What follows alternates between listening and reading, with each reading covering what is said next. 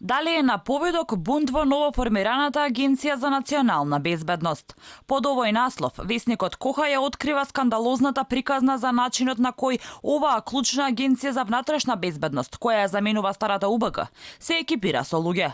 Според весникот, при изборот на луѓе биле елиминирани професионалци со кадри со 15 до 20 години искуство во УБК, и тоа со образложенија кои не ги предвидува законот, а се примале лица кои не ги исполнуваат условите ни за законските критериуми, пишува весникот. Коха пишува дека во групата на нови луѓе кои се дојдени во агенцијата имало луѓе кои биле уапсени под сомнение дека биле поврзани со аферата Шпион. За началник на Агенцијата за национална безбедност во Прилеп е назначен човек против кого се покренати 5 кривични пријави. Истиот е именуван на новата функција на законски, пред да биде примен на работа од страна на комисијата, која ги разгледува апликациите на кандидатите, пишува весникот Коха. Но тоа не се единствените примери.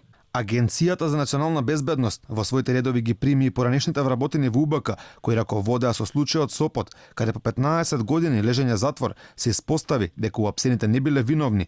Меѓу другото, поради нивната непрофесионална работа, државата им исплати обештетување на жртвите во вредност од 1,2 милиони евра. Дополнително, како што пишува весникот, проблем е и тоа што комисијата на агенцијата ги нема одбиено апликациите на лицата со двојно државјанство од пустац, кои претходно работеле во УБК и биле ангажирани претежно за следење на комуникациите на осомничените албанци. Весникот наведува дека тоа било спротивно на законот, но и на препораките на експертите од НАТО. За разлика од овие кадри, албанските кои работат повеќе од 17 години во УБК биле одбиени со банални образложенија, само поради фактот што тие ги исполнуваат потребните критериуми за раководни позиции во Агенцијата за национална безбедност. Како резултат на ваквото досегашно работење на Агенцијата за национална безбедност нема да биде испочитуван ни делот на Охридскиот договор, кој ја регулира пропорционалната застапеност. Алфа побара одговори од првиот човек на Агенцијата за национална безбедност, Виктор Димовски, но тој не одговори на нашите повици, ниту на СМС пораките. Албанските аналитичари кои Алфа ги побара за коментар